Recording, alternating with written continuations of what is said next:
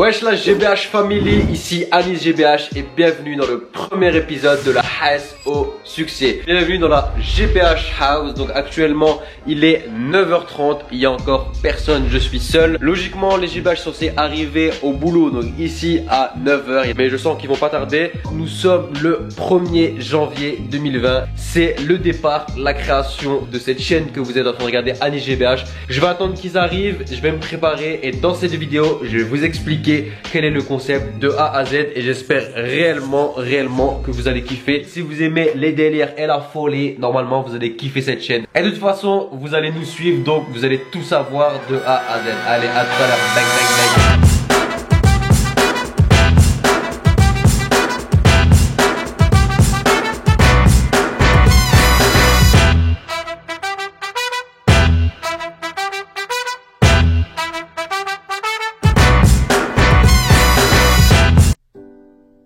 Quand j'avais 18 ans, malheureusement, j'ai eu des problèmes familiaux, du coup je me suis retrouvé seul.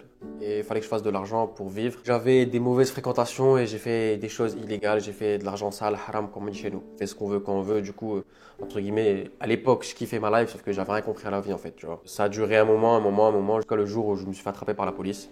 Et du coup j'ai eu un jugement. Et heureusement pour moi, alhamdoulilah, mes parents ils sont venus. Tous les jours avant le jugement, j'arrivais pas à dormir, je stressais. Le fait de se dire qu'on va aller en prison, ça nous fait un choc dans le cerveau. Et c'est là en fait qu'on se rend compte à quel point c'est important d'être libre. Et du coup, je suis rentré chez mes parents pour passer mon permis. C'est vraiment là où je me suis dit, allez Anis, c'est parti, nouveau départ. Tu veux une vie honnête, droite, carrée. J'avais plein de gens qui me devaient de l'argent, des 5, 10 000 euros. Je dis, vas-y, allez, ça y est, tout ça on oublie, tu t'en fous, c'est de l'argent sale. J'avais des ordinateurs, j'avais plein de choses, des habits, plein de trucs qui coûtent cher. J'ai tout jeté, j'ai tout laissé, j'ai dit, on redémarre à zéro, hop. Du coup, j'ai travaillé à l'usine. J'ai essayé d'être droit, de ne plus faire une seule chose voilà, de travers. Donc c'était bien au début. Voilà, quand tu as évité la prison, ben, tout est bien en fait. Au bout d'un moment, l'usine ça commence un peu à saouler. Tu te dis gros, tu vas pas faire ça toute ta vie, travailler pour quelqu'un, travailler dans un truc que t'aimes pas. Donc c'est là où j'ai commencé à prendre conscience, à me dire bon Anis, tu peux faire quelque chose. De base, t'es quelqu'un d'un minimum intelligent, tu peux t'en sortir et faire quelque chose que t'aimes en fait. Va dans tes passions, cherche et trouve un truc que t'aimes. Je suis parti de chez mes parents et j'avais déjà l'équipe GBH depuis le collège en fait. C'était avec mon frère et mes meilleurs potes de l'époque. Mais on faisait rien en fait, on faisait juste des soirées, on rigolait, enfin, on avait notre code GBH, mais il n'y avait rien sur YouTube, il n'y avait rien de public. Et donc c'est là où je me suis dit, bah, on est sur quelque chose. Donc j'ai pris une grande maison pour tout le monde, pour créer en fait la GBH Team. Et en fait, je voulais faire à cette époque une team de potes, un peu à l'American Pie, où on rigole ensemble, où on partage nos délires, nos jeux, tout ça. Donc du coup, j'en ai parlé à mon frère et du coup les GBH à l'époque, et je voulais qu'on soit plein. Du coup, j'ai commencé à recruter des gens dans mes potes, dans les gens que je connaissais. Et malheureusement, au début, quand je leur ai parlé du projet, je leur ai dit les gars, on pourra voyager autant qu'on veut, où est-ce qu'on veut, on va s'amuser, YouTube c'est un délire, on pourra tous en vivre, chacun il va voir sa chaîne et tout. Tout le monde m'a dit ouais, vas-y, c'est parti, on va faire la team GBH tous ensemble. Au bout d'un moment, les gens ils pensent qu'à une seule chose, c'est sortir.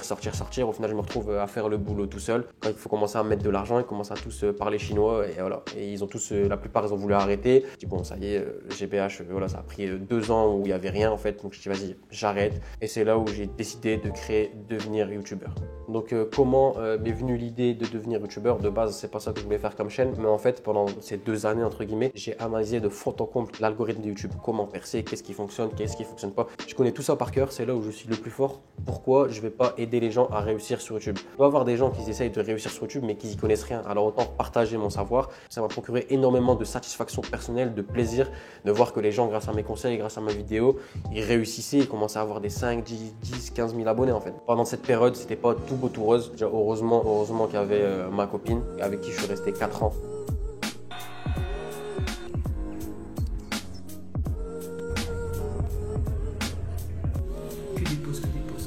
J'ai eu énormément de galères. Donc certes, je travaille à l'usine, mais en fait, qu'est-ce que je faisais dans ma vie? Je travaillais de 5h à 13h à l'usine.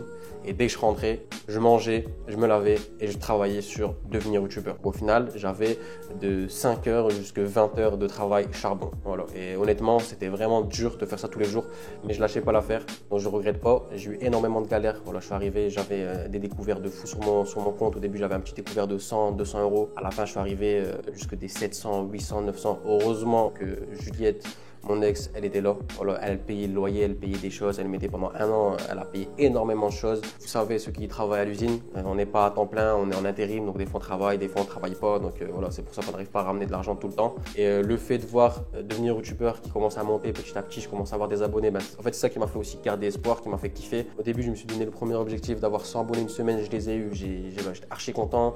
Deuxième objectif, 1000 abonnés en un mois. Pareil, j'ai réussi à l'avoir. Donc tu vois, toutes ces choses-là, elles m'ont fait énormément kiffer. Je commence à avoir plein de commentaires, plein de gens qui réussissent grâce à moi. Tout ça, ça m'a fait kiffer.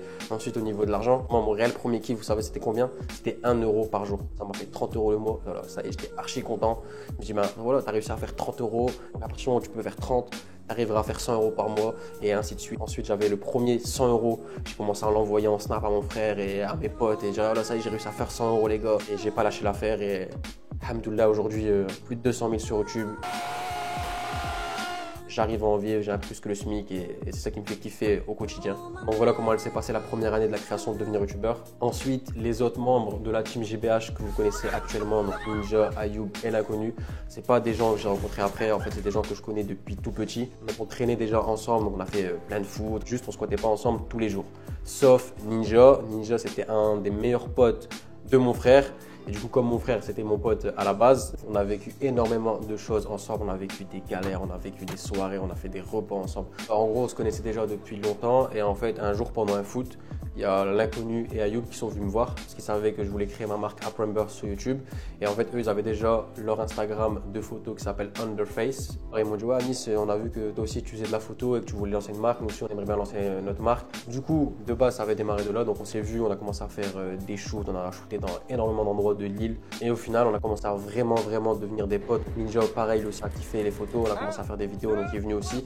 Et en fait, on a commencé à vraiment se voir en dehors des photos et devenir un vrai groupe. On était H24 ensemble, matin, midi et soir, on faisait tout. Et c'est comme ça que ça a créé le groupe d'amitié de base. Donc il n'y avait pas de GBH, rien de tout ça au début. On était vraiment un groupe de potes qui rigolaient, qui s'amusaient, qui travaillaient ensemble. Et ensuite, on a voyagé ensemble, on est parti au Maroc. Et c'est là au Maroc où ça a tout pété. Vous savez sûrement, quand on part en vacances en groupe de potes, il y a deux cas de figure. Soit ça renforce les liens, soit ça casse les liens et c'est fini. Et ben nous, voilà, ça a renforcé les liens.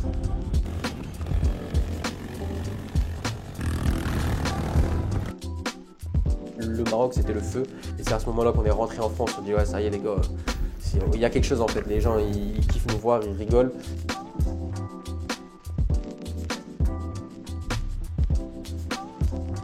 Il y en a eu aussi plein de rigolades, plein de délires. Et franchement, c'est là où vraiment le noyau GBH s'est créé. C'est là où on s'est dit, bah, pourquoi pas recréer en fait la team GBH. Franchement, où vous êtes un groupe de potes, vous rigolez ensemble et que tout va bien. Et en plus de ça, vous travaillez ensemble et que c'est encore mieux.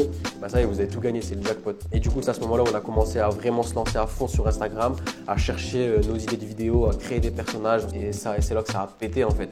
On est arrivé, Ninja, il y avait des 500 abonnés, il y avait des 35 000 vues, 40 000 vues. L'inconnu, pareil, il y avait 2-3 000 abonnés, il fait des 97 000 vues. Donc voilà, Ayoub, pareil, commençait à être invité à des défilés de mode. À un point, il nous invitait au concert de SCH, on était dans les loges. J'ai réussi à être invité au Turi Super Show de Aziz.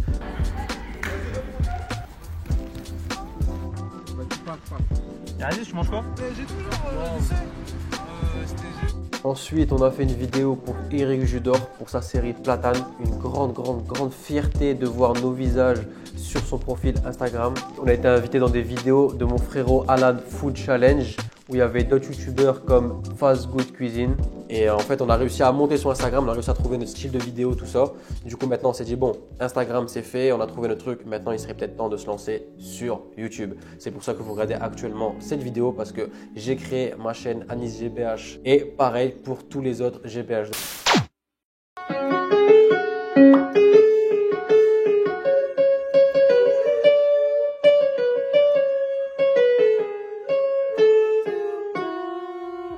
Bienvenue encore une fois dans les GBH House. Je suis avec tous les GBH et Kurt derrière la caméra. Voilà, exactement. Comme vous avez vu dans mon histoire, alhamdoulilah, aujourd'hui j'ai un petit peu plus que le SMIC. Mais ça reste la Hesse. J'ai pas de Rolex au poignet, voilà. C'est même pas de l'or, tu vois, c'est peint, c'est de la merde. Vous voyez la maison, regardez l'état de la maison, c'est la Hesse, on est tous en Hesse, d'accord? Actuellement, je gagne juste de quoi payer cette maison, payer de temps en temps du matériel en plus, payer la bouffe et encore. Venez voir, je vais vous montrer c'est quoi la Hesse. que les gens ils pensent que youtubeur, tu vois, les gens ils ne montrent pas la réalité. La plupart des vlogs qu'on a l'habitude de voir, c'est tout le temps les vacances, les voyages, les grosses voitures, pas d'engueulade. On montre toutes les bonnes choses. Instagram, YouTube, c'est tout le temps que les bonnes choses qu'on montre du décor. Nous, non. La team GBH, on va vous montrer c'est quoi la vraie hasse et il n'y aura pas de faux parler, de semblant. Bienvenue chez moi, regardez-moi le frigo. C'est pas un frigo de, voilà, il n'y a pas de saumon, il n'y a pas de calamar, il n'y a pas de pamplemousse.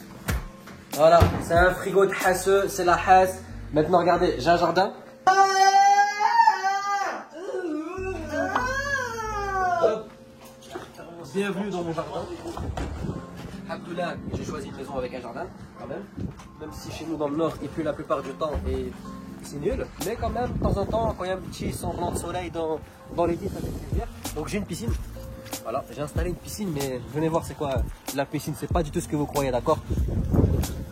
Bonjour et bienvenue dans la piscine de la Haze.